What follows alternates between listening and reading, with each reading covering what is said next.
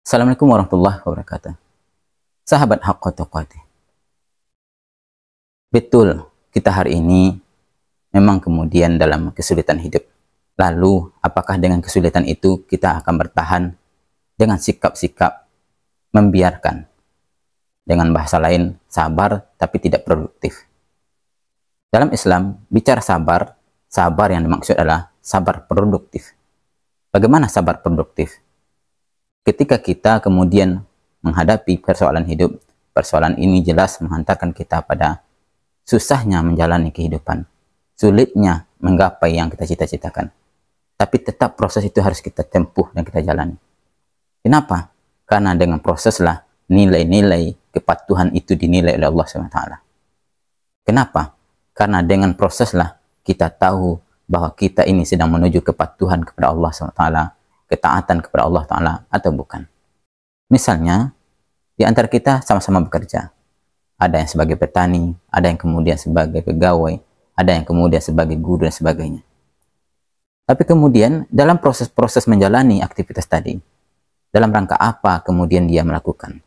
Apakah hanya sekedar memenuhi salah satu tuntutannya adalah mendapatkan materi, yang kemudian mendapatkan upah, lalu upah tadi dinikmati oleh mereka? Apakah hanya sekedar itu? Bagi seorang muslim, sikap itu tentulah tidak ideal. Bukan berarti melupakan mendapatkan materi dalam merempuh ridha Allah SWT. Kenapa? Karena secara fitrahnya kita butuh materi. Tapi kemudian materi itu bukan menjadikan alasan utama bagi kita untuk melakukan apapun. Tapi alasan utama seorang muslim adalah memenuhi perintah-perintah Allah, mencari ridha Allah SWT.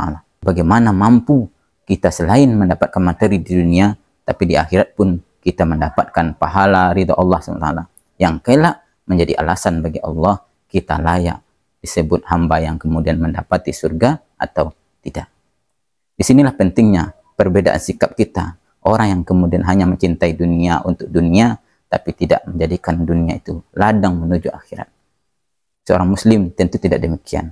Maka dalam hal ini, mulailah kita berpikir sejenak. Setiap apa yang kita lakukan, upayakan berbaharui niat kita memang semata-mata karena Allah. Tentu kerugian yang besarlah yang kita dapati ketika kita mendapatkan materi yang melimpah ruah, tapi tidak mengantarkan kepada surganya Allah SWT, kepada ridhonya Allah SWT. Na'udzubillah min dzalik.